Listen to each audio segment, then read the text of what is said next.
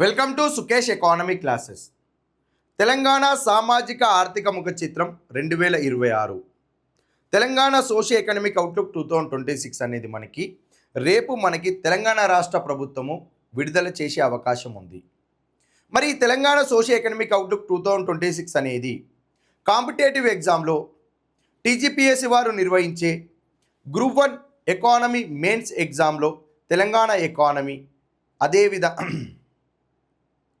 మరి Telangana socio economic outlook అనేది competitive ఎగ్జామ్లో టీజీపీఎస్సీ వారు నిర్వహించే గ్రూప్ 1 ఎగ్జామ్లో కానీ, గ్రూప్ 2 ఎగ్జామ్లో కానీ, గ్రూప్ 3 ఎగ్జామ్లో కానీ తెలంగాణ ఎకానమీలో అత్యంత క్రియాశీలక పాత్ర పోషిస్తుంది ఈ తెలంగాణ సామాజిక ఆర్థిక ముఖ చిత్రం.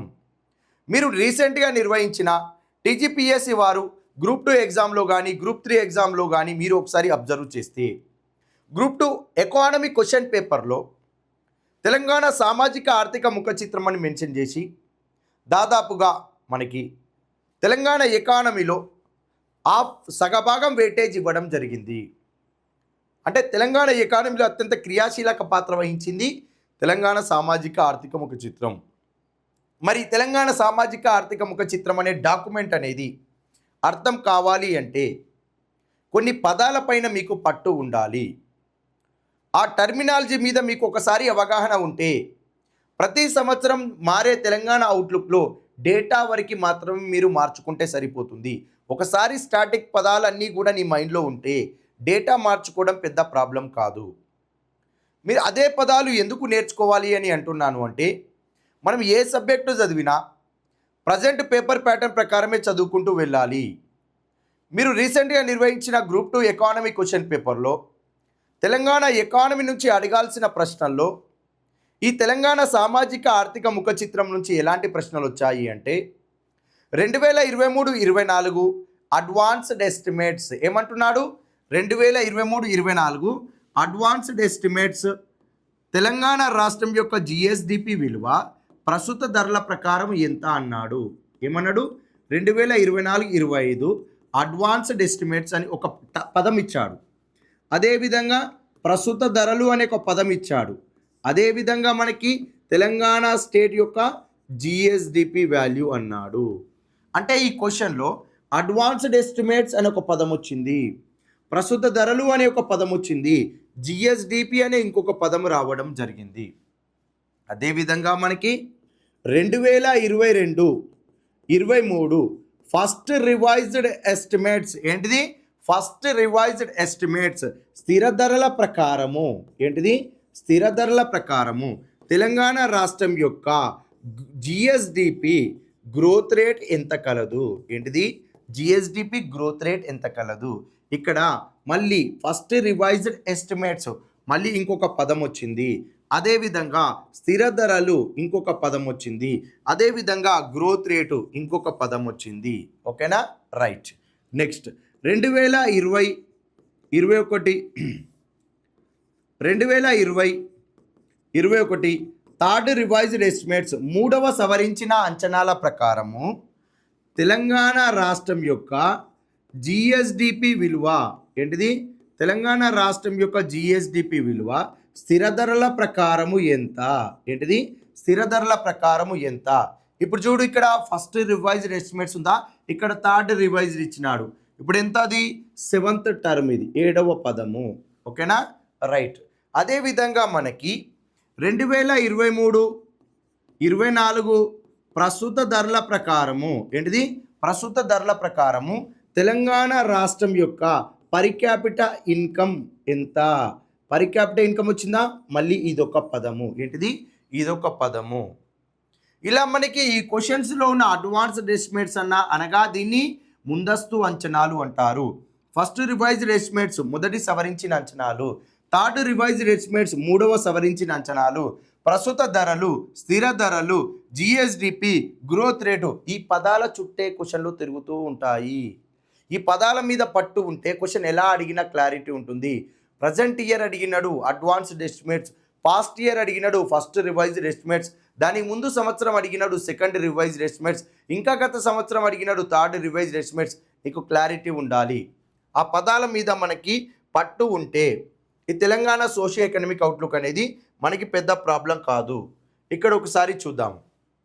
పదే పదే మనకి అవుట్లుక్లో జీడిపి మెన్షన్ చేస్తాడు, జిఎస్డిపి మెన్షన్ చేస్తాడు, ఎన్ఎస్డిపి మెన్షన్ చేస్తాడు, జిఎస్విఏ మెన్షన్ చేస్తాడు, కరెంట్ ప్రైజెస్ అంటాడు, కాన్స్టాంట్ ప్రైజెస్ అంటాడు, గ్రోత్ రేట్ గురించి చెప్తాడు, advanced estimates, first revised estimates, second revised estimates, third revised estimates, per capita income.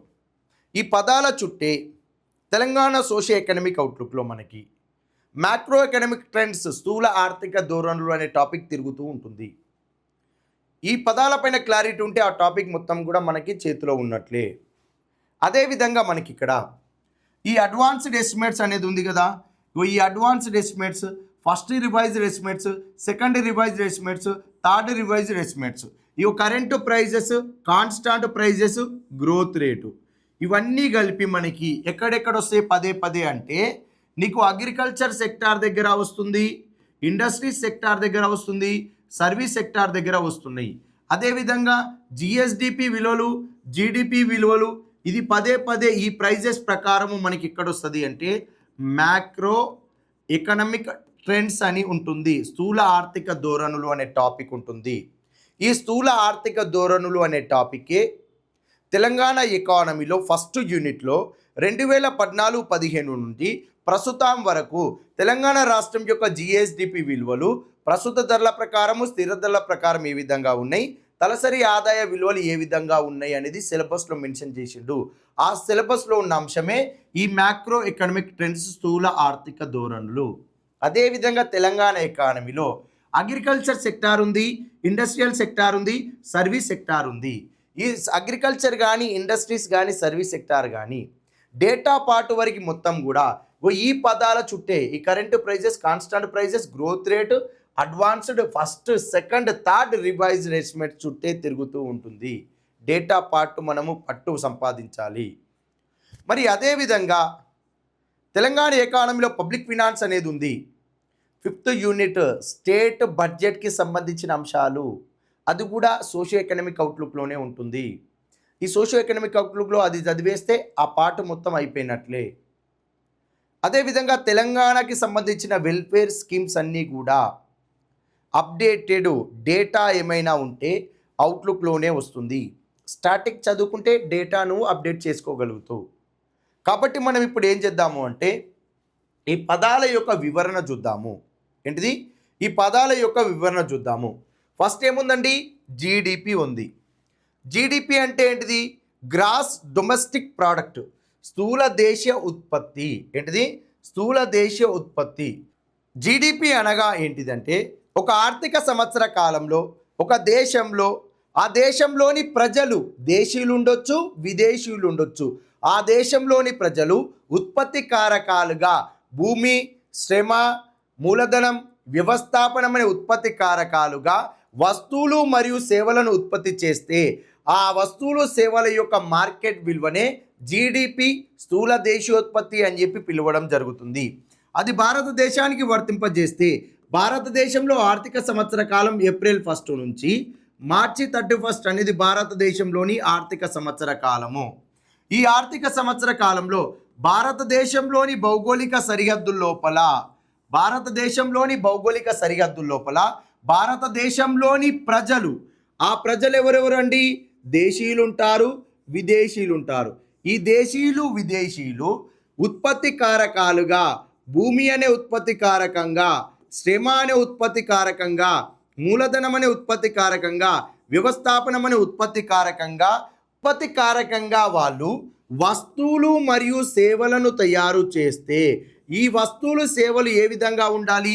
అంతిమంగా ఉపయోగంలో ఉండే వస్తువులుగా ఉండాలి. ఆ అంతిమ వస్తువులు, సేవలను మార్కెట్ ధర చేత గురించగా వచ్చేదే ఏంటిది? జీడిపి. ఇక్కడ మనం నేర్చుకోవాల్సిన అంశం ఏంటిదంటే జీడిపి అంటే దేశం యొక్క మొత్తం భౌగోళిక ప్రాంతానికి వర్తిస్తుంది అనేది ఒకటి నేర్చుకుంటే సరిపోతుంది. నెక్స్ట్ అదేవిధంగా మనకి జిఎస్డిపి అనే పదం వచ్చింది కదా. నెక్స్ట్ ఇదే డెఫినేషన్ని మనము జిఎస్డిపి అనే పదానికి వర్తింపజేద్దాం. జిఎస్డిపి అంటే గ్రాస్ స్టేట్ డొమెస్టిక్ ప్రోడక్ట్ అండి.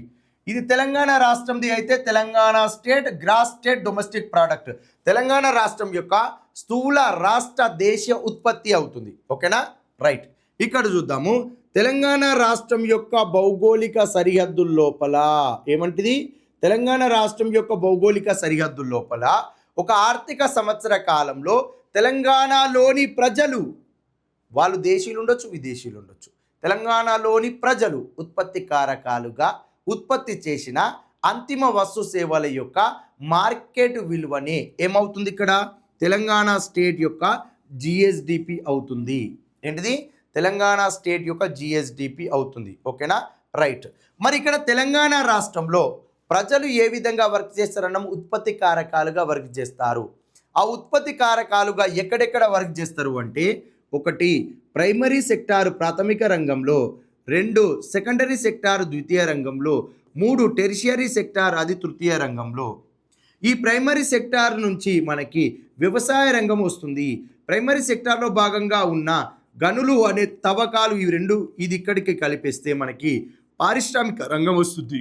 టెరిషియరీ సెక్టారే సేవా రంగం అవుతుంది. అంటే అంతిమంగా మనము మాట్లాడుకునే అంశాలు ఏంటిది, వ్యవసాయ రంగము, పారిశ్రామిక రంగము, సేవా రంగం. ఈ 3 రంగాలలో ప్రజలు ఉత్పత్తి కారకాలుగా ఉత్పత్తి ప్రక్రియలో పాల్గొని, ఈ ప్రక్రియ మొత్తం కూడా తెలంగాణ యొక్క భౌగోళిక సరిహద్దు లోపల జరిగితే వాళ్ళు ఈ 3 రంగాలలో వస్తువులు సేవలను ఉత్పత్తి చేస్తే ఆ వస్తువులు సేవల యొక్క మార్కెట్ విలువనే తెలంగాణ రాష్ట్రం యొక్క జిఎస్డిపి అవుతుంది. ఇది ఇండియా మొత్తానికి చూసినప్పుడు కూడా ఈ 3 రంగాలే ఉంటాయి. అక్కడ జీడిపి అవుతుంది. ఇక్కడ తెలంగాణ అవుట్లుక్లో జిఎస్డిపి కీలక పాత్ర వహిస్తుంది కాబట్టి జిఎస్డిపి గురించి మనం ఇక్కడ క్లియర్గా మాట్లాడుకోవాలి. ఇది జిఎస్డిపికి సంబంధించిన అంశం. ఓకేనా, రైట్. నెక్స్ట్ ఇక్కడ ఎన్ఎస్డిపి కూడా ఇచ్చాడు. ఎన్ఎస్డిపి అంటే ఏం లేదు, గ్రాస్ నెట్ మధ్య గల డిఫరెన్స్ ఏంటంటే డిప్రిసియేషను. గ్రాస్లో డిప్రిసియేషన్ కలపబడి ఉంటుంది, నెట్ నికరలో డిప్రిసియేషన్ అనేది కలపబడి ఉండదు. దానికి సంబంధించిన వివరణ జాతీయ ఆదాయంలో ఉంటుందండి. ఓకేనా, నెక్స్ట్ జిఎస్విఏ ఏంటిది, జిఎస్విఏ. నెక్స్ట్ ఇక్కడ జిఎస్డిపి ఇక్కడ జిఎస్విఏగా మారాలి. మరి జిఎస్డిపి జిఎస్విఏగా ఏ విధంగా మారుతుంది అంటే, ఇందాక జిఎస్డిపి అన్నప్పుడు ఏమని మాట్లాడుకున్నామండి, జిఎస్డిపి అంటే ఏమని మాట్లాడుకున్నామండి, ఒక ఆర్థిక సంవత్సర కాలంలో తెలంగాణ రాష్ట్రం యొక్క భౌగోళిక సరిహద్దు లోపల తెలంగాణలోని ప్రజలు ఉత్పత్తి కారకాలుగా వస్తువులు మరియు సేవలను ఉత్పత్తి చేస్తే ఈ అంతిమ వస్తువులు మరియు సేవల యొక్క మార్కెట్ విలువ ఎంతైతే అమౌంట్ అవుతుందో దానినే తెలంగాణ రాష్ట్రం యొక్క జిఎస్డిపి అని చెప్పి మాట్లాడుకున్నాం కదా. Okay, right. ఇక్కడ వస్తువులు ఉత్పత్తి జరిగాయి. మరి వస్తువు ఉత్పత్తి జరిగింది, ఈ యొక్క మార్కర్ ఉత్పత్తి జరిగిందంటే ఈ మార్కర్ కోసం మనము తీసుకొచ్చిన రా మెటీరియల్ ఉంటుందా ఉండదా, ఈ రా మెటీరియల్ని ఏమని పిలవాలి అంటే ఉత్పాదక వస్తువు అంటారు. ఒక వస్తువు అంతిమ వస్తువుగా తయారైనప్పుడు ఈ వస్తువు కోసం ఉపయోగించిన రా మెటీరియల్ని ఉత్పాదక వస్తువు అని చెప్పి పిలవడం జరుగుతుంది. ఇప్పుడు టోటల్ అమౌంట్ ఎంత వచ్చింది ఇక్కడ జిఎస్డిపి, ఈ జిఎస్డిపి వచ్చిన ఈ అమౌంట్ ఏదైతే ఉందో ఇదేంటంటే మనకు వచ్చిన అవుట్పుట్ అమౌంట్ ఎంతైతే వచ్చిందో ఇది అవుట్పుట్ అమౌంట్. మరి ఈ అవుట్పుట్ అమౌంట్ నుంచి మనం ఏం చేయాలి అంటే ఈ వస్తువులు సేవలకు గాను ఉపయోగించిన రా మెటీరియల్ ఏదైతే ఉంటుందో ఉత్పాదక వస్తువులు ఏవైతే ఉంటున్నాయో ఆ ఉత్పాదక వస్తువుల యొక్క విలువను తీసివేయాలి. దాన్ని ఏమని పిలవాలి అంటే ఇక్కడ కాస్ట్ ఆఫ్ ఇన్పుట్స్ అని చెప్పి పిలవడం జరుగుతుంది. ఓకేనా, రైట్. అవుట్పుట్ ఏంది ఇక్కడ GSDP output. Cost of inputs ఏంటిది ఇక్కడ కాస్ట్ ఆఫ్ ఇన్పుట్స్ ఉత్పాదకాల విలువలు. ఇప్పుడు GSDP minus cost of inputs చేస్తే ఏమొస్తుందంటే గ్రాస్ స్టేట్ వాల్యూ యాడెడ్ వస్తుంది. ఇక్కడ ఎగ్జాంపుల్కి మనకి జిఎస్డిపి విలువ 1,00,000 రూపాయలు వచ్చింది అనుకుందాము. ఇక్కడ జిఎస్డిపి విలువ 1,00,000 రూపాయలు రాసుకున్నాము. మరి కాస్ట్ ఆఫ్ ఇన్పుట్స్ ఎంత, రా మెటీరియల్ ఎంతో యూజ్ చేశాము, ఒక 10,000 యూజ్ చేశాము. ఏంటిది 10,000 యూజ్ చేశాము. ఎంత వచ్చింది జిఎస్విఏ 90,000. జిఎస్విఏ అంటే గ్రాస్ స్టేట్ వాల్యూ యాడెడ్, కలుపబడిన స్థూల విలువ అంటారు. రా మెటీరియల్ 10,000 రూపాయలతోటి మనము 1,00,000 రూపాయలు తయారు చేశాము వస్తువుల ద్వారా. ఎంత కలపబడింది నీకు ఇక్కడ విలువ 90,000 కలపబడింది. దీన్నే GSVA అనాలి, గ్రాస్ స్టేట్ వాల్యూ యాడెడ్ అనాలి. మనకి సర్వేలో పదే పదే కనబడే పదము గ్రాస్ స్టేట్ వాల్యూ యాడెడ్ అనే పదము కనపడుతుంది. ఓకేనా? రైట్. నెక్స్ట్ ఇంకొకటి, ఇక్కడ కరెంటు ప్రైజెస్ ఇచ్చాడు, కాన్స్టాంట్ ప్రైజెస్ ఇచ్చాడు. నీకు కరెంటు ప్రైజెస్ అయినా కాన్స్టాంట్ ప్రైజెస్ అయినా క్వశ్చన్ ఎలా వస్తుంది అంటే ఇక్కడ చూడు, కరెంటు ప్రైజెస్ దీనినే ప్రస్తుత ధరలు అని చెప్పి మనము మాట్లాడుకోవాలి. ఏంటిది? ప్రస్తుత ధరలు అనాలి.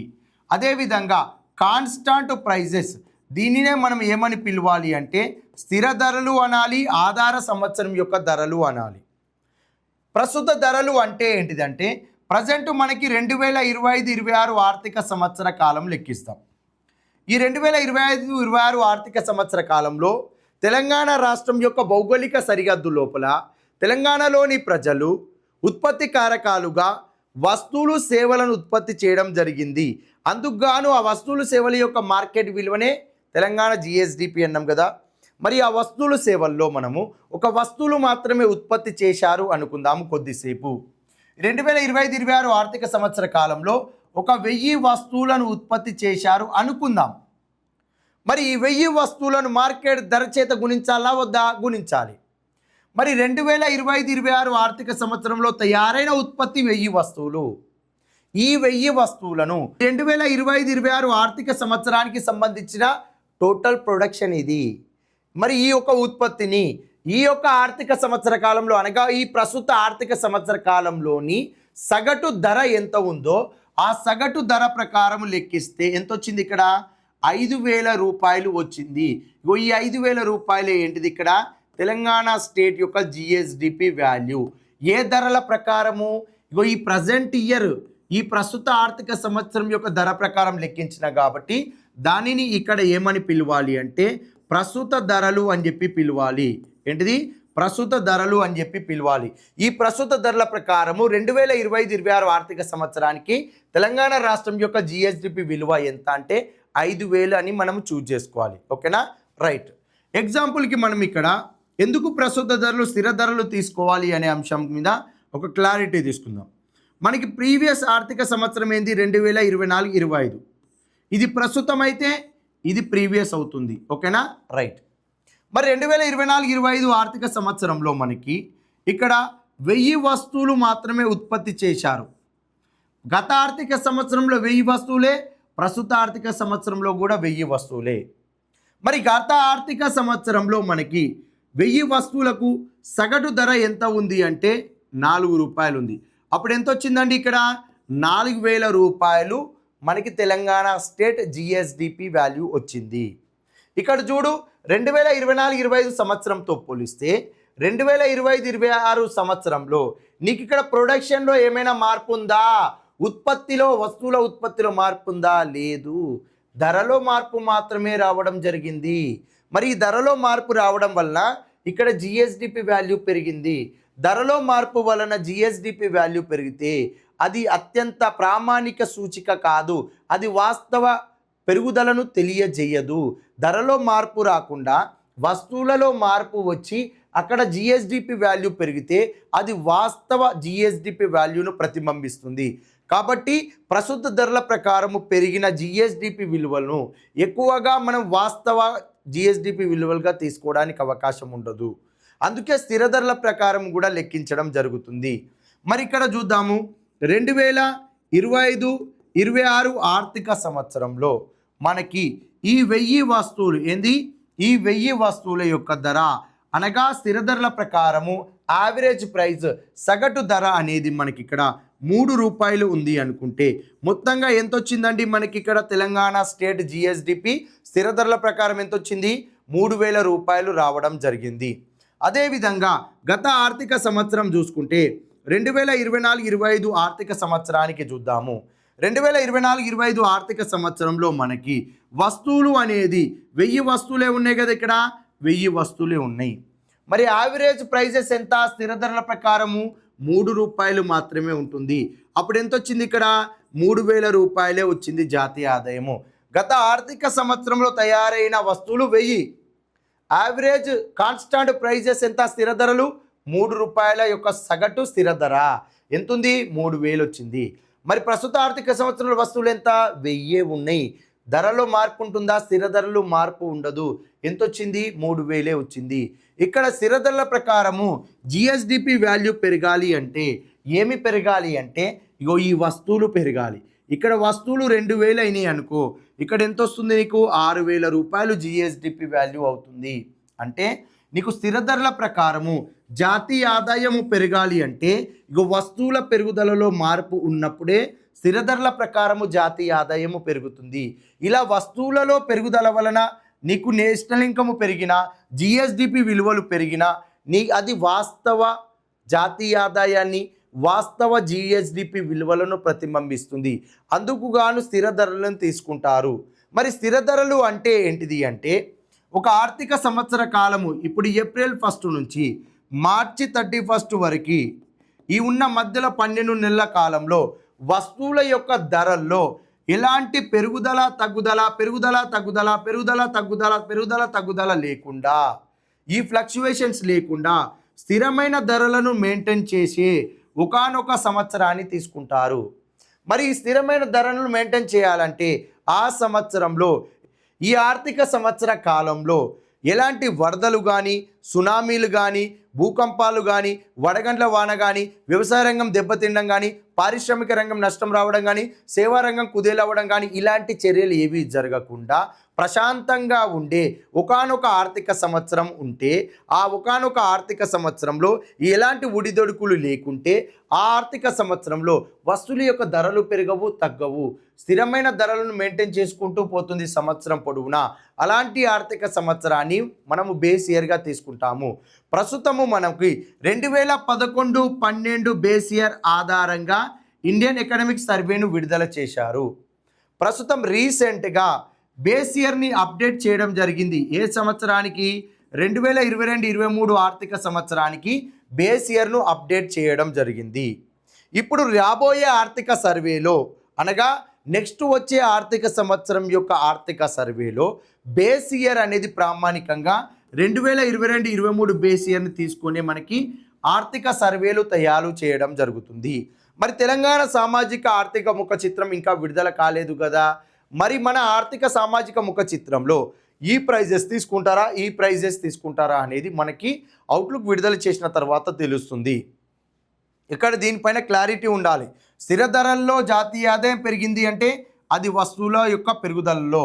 ప్రస్తుత ధరలో జాతీయ ఆదాయం ఏమవుతుంది? ఇక్కడ ధరలో పెరుగుదల వలన జాతీయ ఆదాయము పెరుగుతుంది ప్రస్తుత ధరల్లో. ఓకేనా? రైట్. ఎక్కువగా ధరలో పెరుగుదల వలనే ప్రస్తుత ధరల్లో జాతీయ ఆదాయం పెరుగుతుంది. మరి ఇంకొక ఎగ్జాంపుల్ చూద్దాము.